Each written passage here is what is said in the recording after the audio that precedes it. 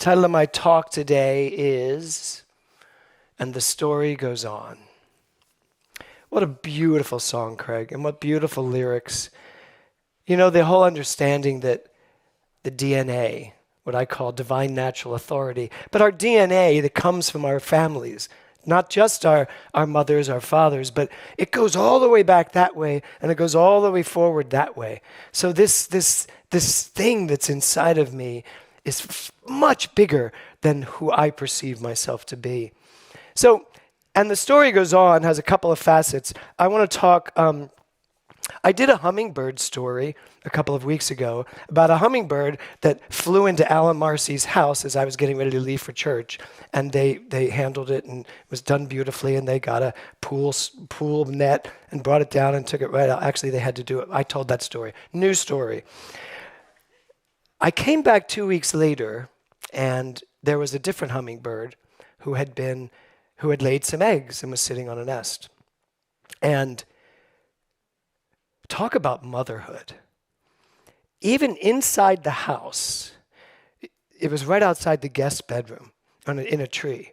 And if you got close enough to the window to look to see the little baby hummingbird, the mother came right up to the front of the glass and was like, "Don't even think about it." And then you'd have to back up a little bit, and she'd be like, "All right." And then she'd sort of go back to her. And then you'd go over to the side and try to peek, and it's like, boom! Every single time. And so one time I thought, I'm going to go outside. Maybe in the environment she'll feel less threatened. Oh my God, I got maybe, if that was the tree, I got maybe to here, and all of a sudden, I was like, I get it. Don't come near my child. I get it. But it really made me think this morning as I was putting this together, what my mother was like, what all of our mothers were like, you know, the way they were like lionesses, you know. And I've told the story about how my mother, when I was in a talent contest and showed very little talent, she screamed. Did you just get that? Yeah. She screamed at the judges. How could they possibly not move me on to the finals? I actually stood and played a guitar and sang at the same time, to which I think they said to her, "He played the guitar horribly and the singing was worse." So just because he did both things badly does not mean he moves on. And I just remember her screaming at them and grabbing me and taking me out. And the first thing she said was, "You're getting guitar lessons." I said, "Got it." Because I played that song, Honey. Remember the song, Honey? See the tree, how big it's grown. There's 72 verses, and she dies in the end. It was like this. See the tree, how big it's grown. Like 16 verses, and there was no time limit. Yeah, no wonder they didn't move me forward. They wanted me to be gone. Anyway, that was my mother back then, and she was like that all the time, all the time. I remember when she did die of cancer when I was only 19. And but right before that, right before she passed, I came home from college, and she was like on a ladder cleaning the windows. This is like maybe 3 weeks before. And I was like, "Mom, what are you doing?" She was, "I feel great today, so I'm going to clean the house." That was her. I feel great today. I have been going through this for 2 years, ravaging my body, but I feel great today, so I'm going to clean the house for everybody. And then we sat in the kitchen, and I showed her a slideshow of all these shows I'd been doing in children's theater, and it was really fun. That's like my last memory with my mother. So, and the story goes on. What made that hummingbird so ferocious? What is it in you mothers that makes you so ferocious about your children? Do you know what that is? I mean, can you even figure it out? Fathers too, but you have a day coming up in June. So, mothers, what makes you so ferocious? Nobody. How many of you ever heard this? "Not to my child, you don't talk to that way." How many of you, right? Or if someone tries to, on a soccer team, critique your child, it's like, no, I'll critique him. Then you do it. What makes them like that? And I'd like to suggest that it's race consciousness, that it's inbred in us. It's from the beginning of time, and it has grown and evolved like a locomotive all these years to where we are now in history. We are so in tune with that child that comes out of us. Mothers who have had children come out of them. And it's not even whether they're biological or not. Once you say, yes, I'm the mother of this child, right, Susan? It's like no holds barred. No one comes near this kid. So what is it? How does that happen? I'd like to say that it's an energy, a maternal energy that has been growing over all of these centuries and centuries and centuries. There's this energetic field of maternal consciousness. It's everywhere present, and it's even in you men. I mean, God, Eric and I were up here like babies sobbing. So it's even in us. Not that that's what the maternal energy is. I don't think I meant that. But it's feeling our emotions, being willing to feel what we feel. So, and the story goes on. I'd like to talk about my mother's history, the story of motherhood in my life. Her name was Dolores Harkins, her maiden name, but she was Dolores Mellon when I knew her. And we lived on Charles Street in Philadelphia. In Charles Street, she had a row home, a pretty well-to-do row home back in 1960, whatever it was. And she lived there from the moment she moved there with her two sons, myself and my brother, all the way till her death, which was about 20 years, about 19 years. About 19 years. But before that, she lived on Spring Street in Philadelphia, right behind the Art Museum, which I also talked about recently. And she lived there with her 5 sisters and 2 brothers in this also a row home where there were 3 kids in a bedroom. But that's kind of the house I recognize as my maternal house, because that's where my grandmother was. Now, her mother lived there with her too. But before my mother came along, my grandmother lived in that house very briefly before having children. But before that, she lived on Van Pelt Street. And now I'm in Philadelphia in around the 1930s. And she lived on a little row home on Van Pelt Street before the Art Museum was even designed. That's where she lived. It was all bricks and all dirt. And before her was her mother, whose name was Sarah. I don't even know her last name. Sarah, who basically came over from Ireland and moved into Philadelphia. Now, many people ask me, am I related to the rich Mellons? The answer is, I wish. But I am, because when the Mellons came over from Ireland, they went one of 2 places. Half of the clan went to Philadelphia, and half of the clan went to Pittsburgh. Alas, I am from the clan that went to Philadelphia, that became policemen and firemen, not the clan that went to Pittsburgh, who became bankers and extraordinarily wealthy. But I'm still attached to that, because somewhere along the line, all of that was involved in one little woman in Donegal, Ireland. And that mother energy just kept moving to this mother energy, to this mother energy, to this mother energy, to this mother energy, growing and expanding all the time, never forgetting, by the way, where it came from. You may not remember, but it never forgets that energy coming, till it finally lands on my mother, giving it to me, this maternal energy, which then goes to William and Nora. Now, I will never get to see Nora's children because she didn't have any, thank God, at 19. But I know that energy still goes on. So what I'm here to talk about today is the maternal energies that goes backwards and forward. That was actually fun. Backwards and forwards, that just continually grows. So when he says, call your mom, I'd like to change that for me, for my talk, to call on your mom.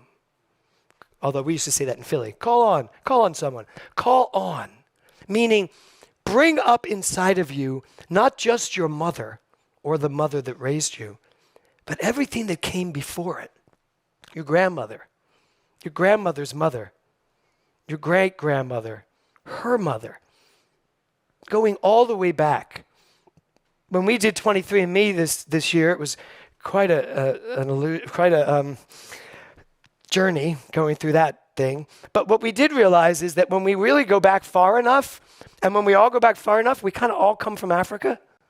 Has anybody done 23andMe or one of those things? Did you notice that when you go all the way back, you're like in Africa? No, I'm the only one. So I come from Africa. But I was looking at all my relatives, and everybody in my tree goes back to Africa. Well, I guess that's because it's my tree. So we all go back to Africa. So I just think at some point there was this beautiful woman in Africa who started what's ending up today on this stage, me. So now I want you to think about this. If all of that happened, what's going to happen between right now and a few thousand years after this? This is a very important question for us because you carry the consciousness of every mother, every maternal instinct, every maternal energy, all the energy that has come before this into this moment. And what you do now with your life will take everything you've ever had and send it that way. So when I was putting this talk together, all week I've been thinking about, what do I have to say about motherhood this year? I think this is my 22nd talk on Mother's Day. Except actually some of them I've turned over to the female ministers at the center and said, you guys do Mother's Day. But this year I wanted to do it because I was feeling this calling inside of me to explore this in a very different way. Probably because of Thursday night's classes where we deal with the quantum realm and we start to understand that we identify way too much with our sexuality, with our gender. We identify way too much with our jobs and our purposes in life. And that there is something in us that is so much bigger than all of that. And it is comprised of both female and male energy, which, by the way, is never really separate. It's one energy. Just because you have a female body and I have a male body, it doesn't change that we are the one body of God. And if I am that expression, then I am all of the motherhood and all of the fatherhood of the universe playing itself out as me. So when I went back and I started looking at my mother, and I went back and back and back, because the interesting thing is, of course, if here's my mother and here's my father, if I follow my mother's roots, they go this way. If I follow the Mellon roots, they go a very different direction. Because every time two come together, they create a whole new one. And that's the whole point of quantum physics, that there can never be separation. There can only be one. And we're constantly connecting and creating another one. So I have a question for you, which is this. When you think of your mother, what word comes to mind? When you think of your mother, what word comes to mind? Just yell a word out. Love, joy, spirit, strength, humor.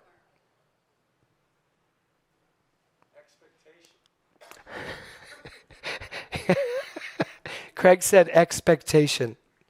That's great. Which is probably part of how you got that bronze medal. Because so much was expected. It's funny, because if I were thinking of my mother, the first word that comes to mind is annoying. But not because she was annoying, I think because I annoyed her. But she was annoying. Anybody else have a mother that could go annoying? Yeah, a few of you have that. Someone in the back really loves that word. But you know what? I think she was annoying for the same reason Craig's mother was expectant, right? But the funny part was, my mother was expectant of my brother, my older brother. He had this beautiful voice when he was younger, and he sang gloriously, which is why I wanted to sing. And I couldn't sing as well as him. And then his voice changed, and he couldn't sing at all. And then my voice changed, and well, we know what happened. And I remember my mother coming to see a show at Temple University that I was in, Stop the World, I Want to Get Off. And it was me and 9 women. That's how Anthony Newley wrote the show. And she was very much into her cancer journey. And there was pretty much, she sat in the front row at Temple University's theater, and it pretty much was just a mink coat with her in it because she was just so skinny. But she insisted on getting there to see this one last performance she wanted to see. And I had to sing a song called What Kind of Fool Am I in that. And it was tough. It was tough singing it. And she was almost as close to me as Donia by the last verse because she was in the front row. And when I got through the end of that song, I just looked down and tears were flowing down her cheeks. Now, the funny part was that she did not want me to go to Temple University. I got a full scholarship to Temple University, a gubernatorial scholarship for merit, and I couldn't take it because I had to go to a Catholic college. So I went to a Catholic college, and the irony that I started auditioning for Temple because they had an open door policy. The irony that the last thing she got to see me do was star in a Temple University production. Looking back, I think she must have been sitting there going, just let him do what he wants to do. He purely knows. So what's the word? When you think of a word about your mother, we are in a philosophy that says to us, what we think manifests. What we believe informs our life. So you have certain beliefs, words for your mother, beliefs about her, good, bad, indifferent, whatever they are. Maybe you didn't know your mother, and maybe you have beliefs about that or thoughts about that. Those beliefs are active, and they're active now, just as active as they were then, and just as active as they were then, all the way back to Donegal with that beautiful woman, whoever she was, all the way back to Africa, to that beautiful woman, whoever she was and is. All of that is still alive, active. It is a consciousness and energy that never ends. But here you are, sitting here today. Somehow, you managed to be here on Mother's Day in 2021, sharing in this idea. So I want to leave you with this. You are in a very powerful position right now.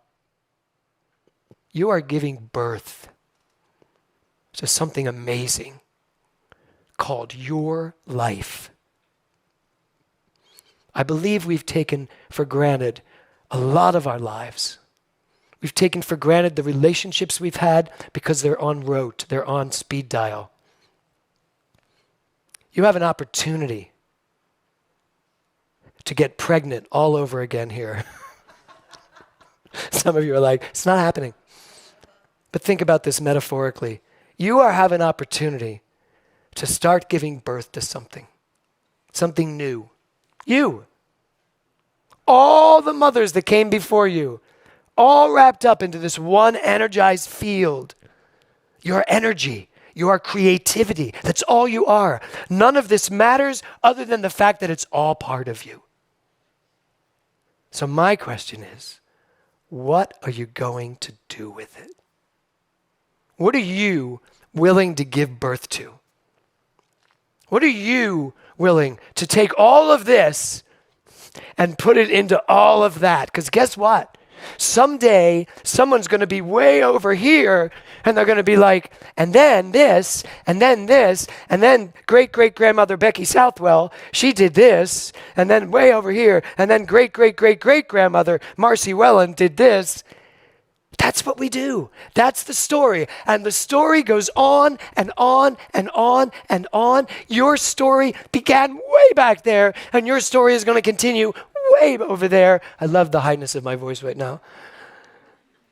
And that story is going to keep going and going and going. Yes, I know who my mother was. But if I ever really took the time, I even knew who her mother was very much. I never met the other one, my grandmother's mother. They say she was an opera singer. I think they lie. I do. Because then somebody said she never sang. Stories. The stories that we tell, they go on and on and on. I don't know these people, but I am these people. You are those people. You're everything that's come this far. But the thing I leave you with is, what are they going to say about you? What are you going to give birth to so that your little son in 100 years can remember Kirby and say, that's who she was? And you know what? If it's just that, wow, I remember my mother. She made the best cakes. Then you've done a great job. So this isn't about changing the world. It's about living your most magnificent, authentic life. Because the story will go on and on and on and on. How do you want to write it? Happy Mother's Day. Namaste.